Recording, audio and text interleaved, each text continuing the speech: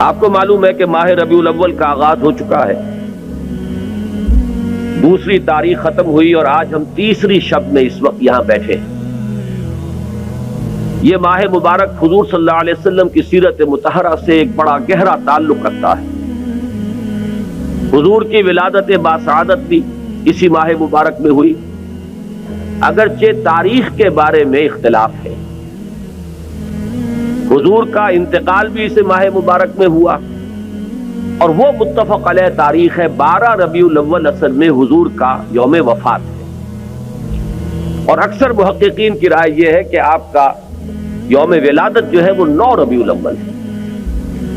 یہی وجہ ہے کہ مجھے یاد ہے کہ ہمارے بچپن میں اس دن کو جو لوگ کچھ تھوڑا بہت مناتے بھی تھے تو 12 وفات کے نام سے در حقیقت یہ نام یاد کیا جاتا تھا۔ حضور صلی اللہ علیہ وسلم کی وفات کا دن ہے، کچھ کھانا پکا کر کچھ غریبوں کو مساکین کو کھلانا، یہ در حقیقت چیز تھی کہ جو اب ہوتے ہوتے اس نے بہت ہی ایک دوسری صورت اختیار کر لی ہے۔ اب یہ ایک جشن بن گیا ہے اور ایک عید کا سا سما، بلکہ واقعہ یہ ہے کہ جو اصل 2 عیدیں ہیں وہ کہیں پیچھے چلی گئی ہیں، اور یہ جو 2 عیدیں ہم نے ایجاد کی ہیں، ایک عید میلاد النبی اور ایک عید استقلال، اگر ہم جائزہ لیں تو شاید یہ 2 جو ہے یہ زیادہ فور گراؤنڈ میں آ چکی ہیں۔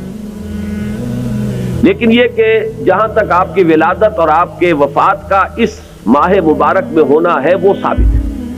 مزید برآں حضور کا ورود مدینہ منورہ میں بھی ماہ ربیع الاول میں ہوا ہے۔ اس پہلو سے اگر اس ماہ مبارک میں ہم سیرت النبی کے مطالعے کا ایک خاص موضوع رکھیں، کسی تاریخ کے تعین کے بغیر اس مہینے کی مناسبت سے سیرت مطہرہ پر گفتگویں ہو، غور و فکر ہو، اور اس میں بھی عملی پہلو سامنے ہو، اتباع کا جذبہ ہو، سمجھنا سمجھانا اس لیے ہو کہ اس پر عمل کرنا ہے، تو یقیناً یہ چیز ہمارے لیے بہت مفید ہوگی اور ہمارے بہت سے امراض کا شاید اس سے مداوع ہو سکے۔ یأخذون بسنتہ ویقتدون بامرہ ثم انہا تخلف من بعدہم خلوف۔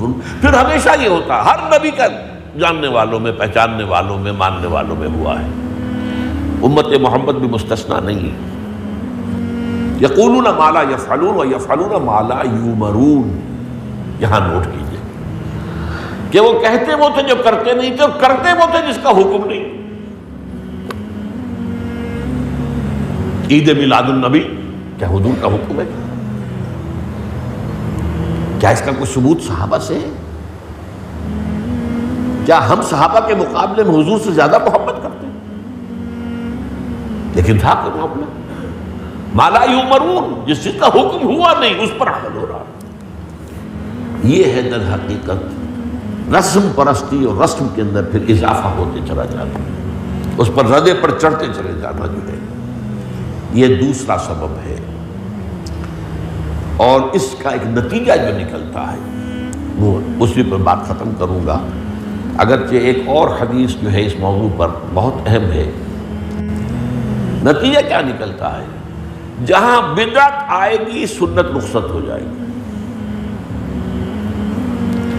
اب نماز جنازہ پر کی وہ اہمیت نہیں ہوگی، نہ نماز جنازہ یاد کرنی ہے، نہ دعا یاد کرنی ہے، کچھ پتہ نہیں، جا کے کھڑے ہو گئے ہیں، وضو بھی ہے کہ نہیں ہے، لیکن قرآن خوانی میں تو جانا ہی جانا۔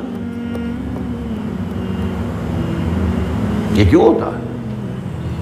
ورنہ یہ کہ نماز کی اہمیت ہوتی، نماز جنازہ کی، آپ اگرچہ عربی نہیں آتی لیکن ترجمہ تو اس دعا کا یاد کر لینا کوئی مشکل کام نہیں ہے، تاکہ کھڑے ہوں دل سے دعا مانگے۔